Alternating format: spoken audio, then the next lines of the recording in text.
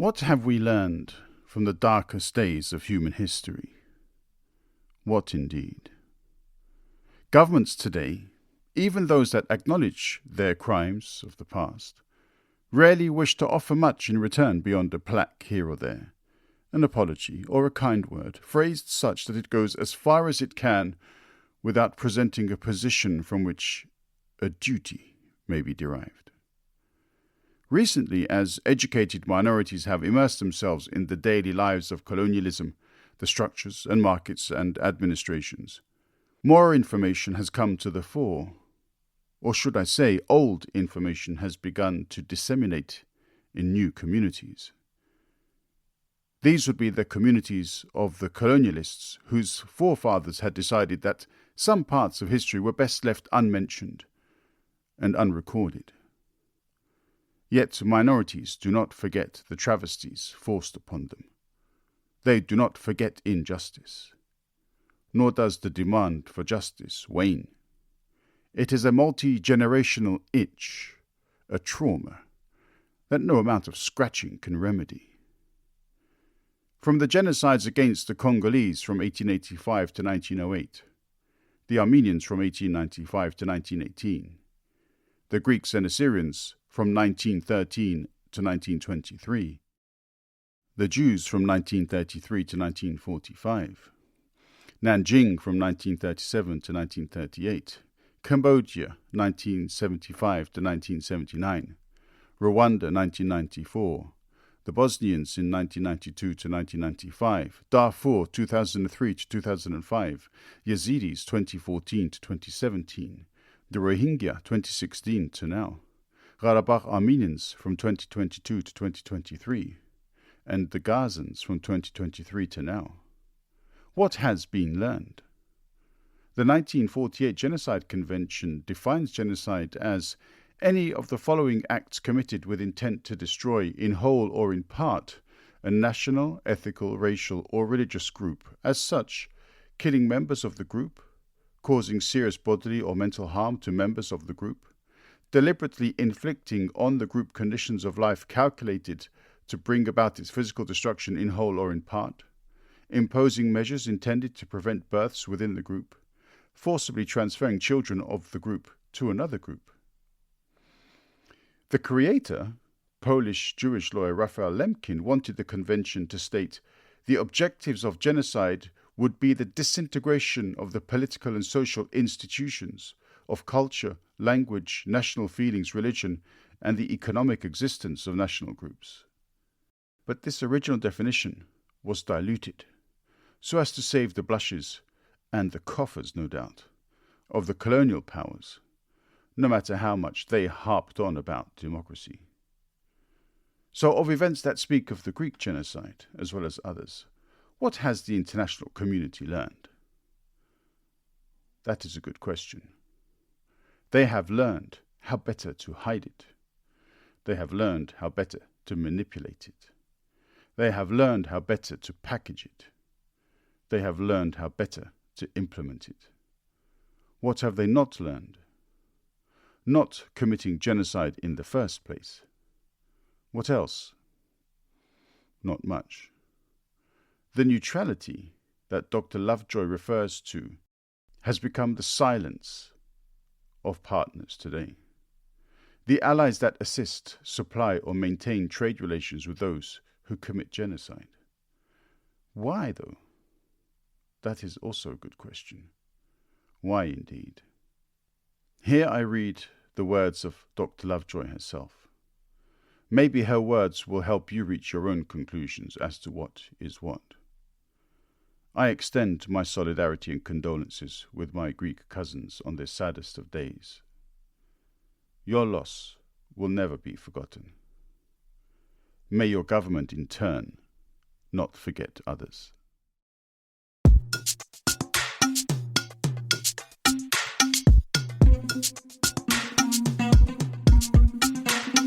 Dung weche pek kod welo mabiro TwoandaMic. Dung parodit kod jok mawuoye TwoandaMic. Seche tin sud buta wawinjie TwoandaMic. Wola wachokre, wabed piny. wawinje ero chako nomomit podcast makende. The following is an account from Dr. Esther Paul Lovejoy, as I have found it on Greek Genocide.net, and it is an excerpt from a radio address made by Dr. Lovejoy in 1923. I have just come from the shores and the islands of Greece, where over 1 million Christian people, mostly women and children, who were driven from their homes in Asia Minor, have taken refuge. Robbed of their birthright, separated from their husbands and sons, herded in the reeking holes of cargo ships short of food and water, these poor creatures left the land of their fathers, a land literally flowing with milk and honey and oil.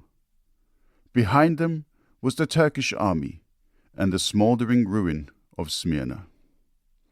Before them was the open sea, and away beyond their range of vision, beyond their range of understanding, beyond the range of human understanding and divine charity, was the closed doors of the strong nations called Christian.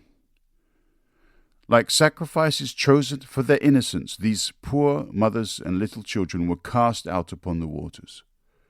Only one country would let them land, and that was poor little Greece. I was in Smyrna during the evacuation of that city between the 24th and the 30th of last September. As we steamed into the harbour, the sight was a shock. The heart of the city was a smouldering ruin. On one end of the quay, which curved along the harbour for miles, was the Turkish quarter, quite uninjured, and on the other end of the quay toward the railroad pier, where the ships docked, a few white buildings, spared by the fire, stood like monuments to the memory of a dead city. The Greek army in its retreat left Smyrna on September 8th. The Turks took the city on the 9th. The fire was started on September 13th, and from that date the Christian people, Greeks and Armenians, had been homeless. During the fire, with its attendant murders, robberies and outrages, they had rushed frantically from pillar to post, and the warships in the harbour had taken some of them away. But the representatives of the different governments had been officially notified to maintain neutrality, and that meant that no more of these innocent people should be helped without the official sanction of the victorious Turks. What a travesty of national and international responsibility! The Christian nations, by their actions and reactions, created conditions which made this Holocaust inevitable. They furnished munitions, aeroplanes, everything necessary to Mustafa Kemal in his victorious campaign. They made treaties that were even as scraps of paper. The Greek soldiers marched in, and the Greek soldiers marched out, and then the Christian nations, responsible for the whole wicked business, held up their hands and maintained neutrality, while the Turks wreaked their vengeance of the non-combatant people of Smyrna, most of whom were women and children. At least 250,000 of them huddled together on the cobblestones of the quay, and in the adjoining streets like sheep chosen as innocent sacrificial offerings to appease the wrath of Mars. Day in and day out, night in and night out, they held these places. They dared not leave. This was the zone of greatest safety. It was within range of the searchlights of the warships, of the Christian nations in the harbour, and deeds of darkness could not be perpetrated at night without the risk of an all-revealing flash of light.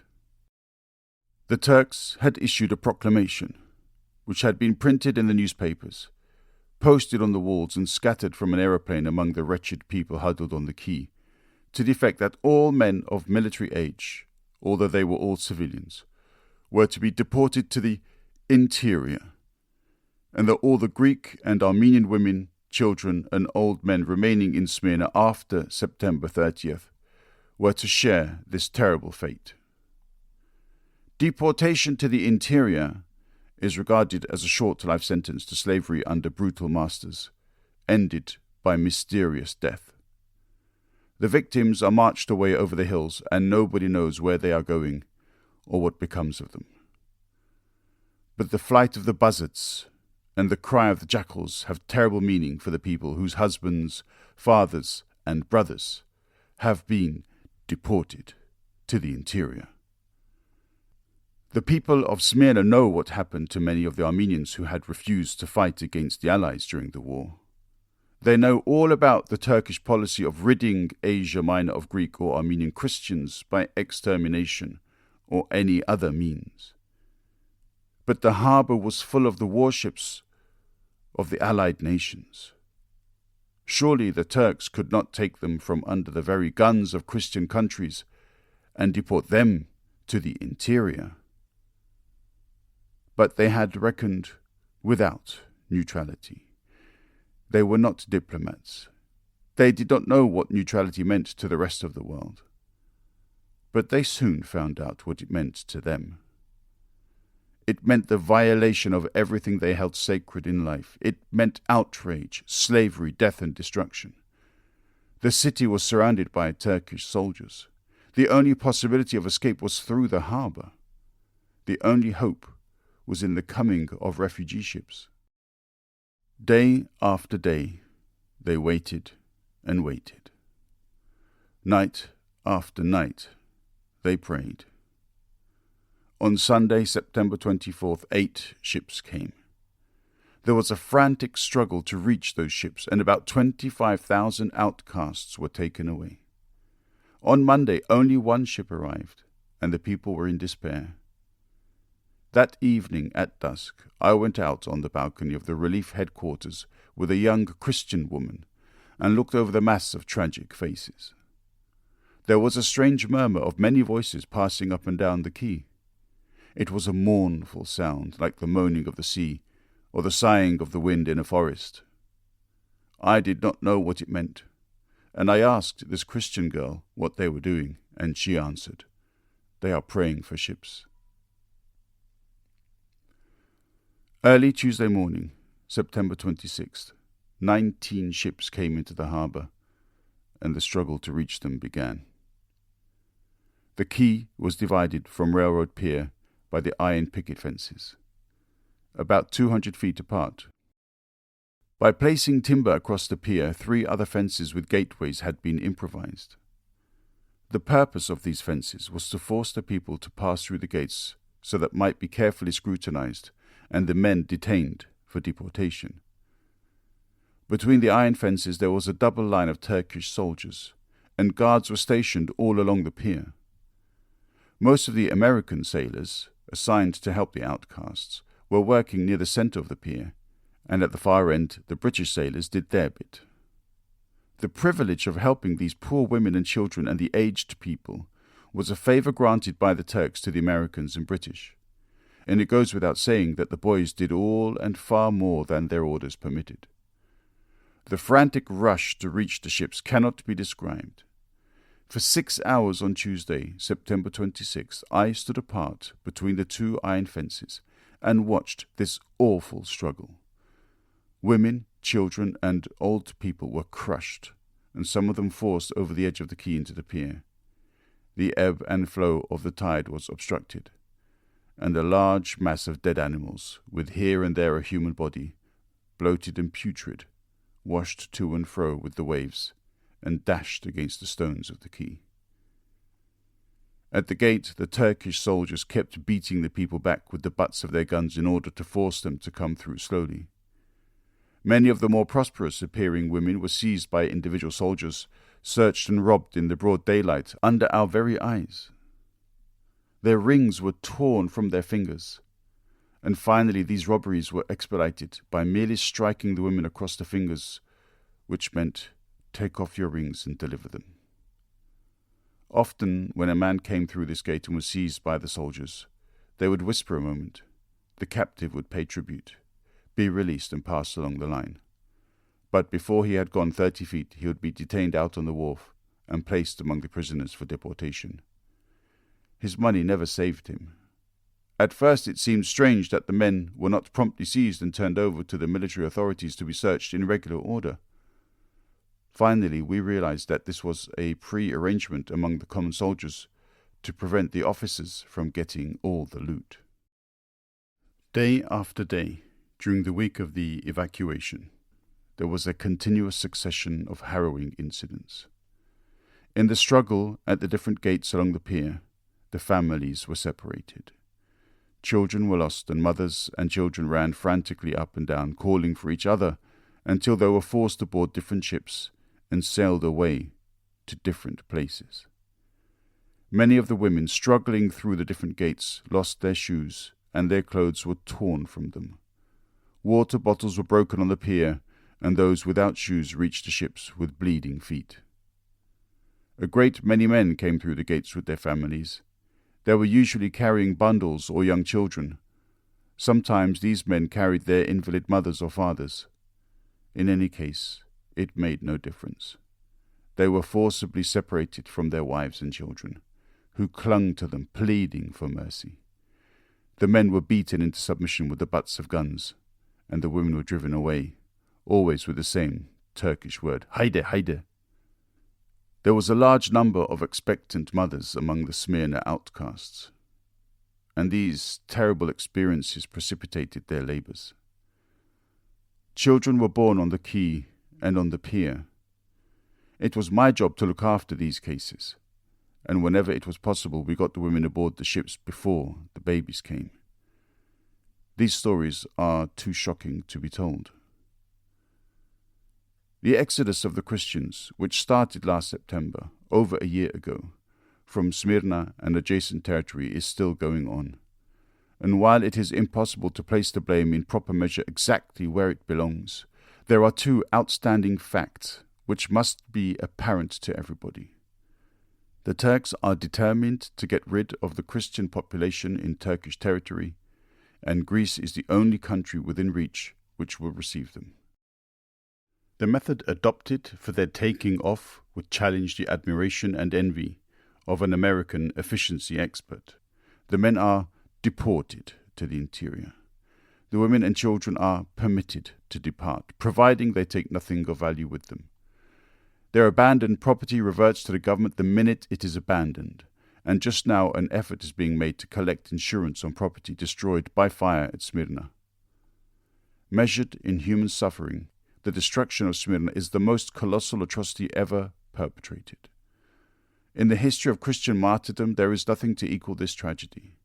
These people, mostly women and children, were actually sacrificed for the sins and selfishness of the world.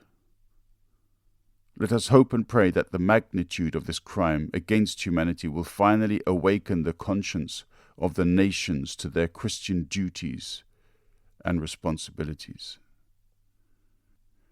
Now everybody knows that Mustafa Kemal and the Kemalist movement has pushed the Christian people out of the land of their fathers, the country of their forefathers, Anatolia, and given Turkey a place in the sun, while her patron ally Germany lies broken in the shadow. Of Gurna Arakastana Möküşelaran sovi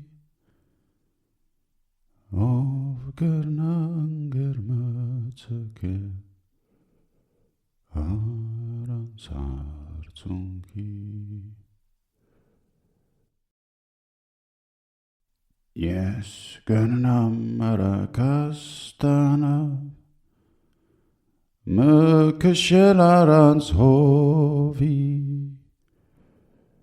Cem Gurnaranger Möteke Aran Sartungi.